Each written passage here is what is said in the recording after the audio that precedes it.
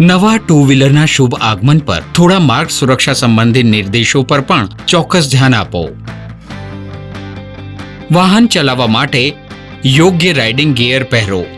શરીરને પૂરી રીતે ઢાંકવાવાળા ચળકતા કપડાં, હીલવાળા જૂતા અને ISI mark helmet. Two wheeler ચલાવવા પહેલા વાહનના કાગળ ચોક્કસ સાથે રાખો અને નશો કરીને ક્યારેય વાહન ન ચલાવો. વાહન ચલાવવા પહેલા ધ્યાન રાખો કે બધા બ્રેક્સ, લાઇટ્સ, ઇન્ડિકેટર્સ અને હોર્ન યોગ્ય રીતે કામ કરી રહ્યા છે કે નહીં. વાહનમાં પેટ્રોલ કેટલું છે અને ટાયર્સમાં હવાનું દબાણ ઠીક છે કે નહીં. હવે તમે પોતાની સફર માટે તૈયાર છો. વાહન ચલાવતા સમયે રાઇડિંગ સ્થિતિનું ખાસ ધ્યાન રાખો. આંખો સામે, ખભા અને કોણીઓ રિલેક્સ્ડ અને હાથ હેન્ડલની ગ્રીપને વચ્ચેથી પકડતા. ઘૂંટણને સીધા રાખો. વાહન પર યોગ્ય સ્થિતિમાં બેસો અને પગને સીધા રાખો જેથી બ્રેક્સ અને ગિયર પેડલ્સનો ઉપયોગ કરવાનું સરળ બને. માર્ગ પર યોગ્ય અંતર રાખીને ચાલો. એટલા માટે હંમેશા પોતાનાથી આગળવાળા વાહનથી 2 સેકન્ડનું અંતર બનાવીને રાખો.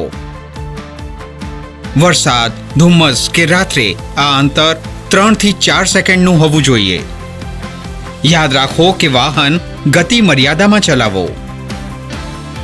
અને ટ્રાફિક સિગ્નલ લાલ થવા પર સ્ટોપ લાઇનથી પહેલા થોભો. યોગ્ય બ્રેકિંગ અને સુરક્ષિત થોભવાના અંતર માટે એક્સેલરેશન ઓછું કરીને બંને બ્રેક્સનો એકસાથે ઉપયોગ કરો. વળાંક આવતા પહેલા બંને બ્રેક એકસાથે ઉપયોગ કરતા વાહનની ગતિ ઓછી કરો. વળાંક પર બ્રેક્સનો ઉપયોગ ન કરો કેમ કે વાહન લપસી શકે છે. ધ્યાન રાખો કે વાહન ચલાવતા સમયે ફોનનો ઉપયોગ ન કરો કેમ કે તેનાથી અકસ્માત થવાની શક્યતા 400% વધી શકે છે. સાથે એ પણ ધ્યાન રાખો કે 2 થી વધારે સવારી વાહન પર ક્યારેય ન બેસાડો.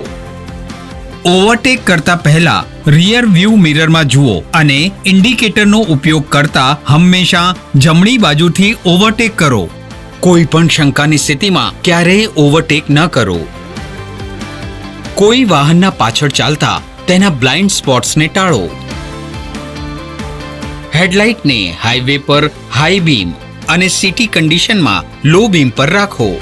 પાછળ બેસવાવાળાએ પણ પોતાની રાઇડિંગ સ્થિતિ યોગ્ય રાખવી જરૂરી છે.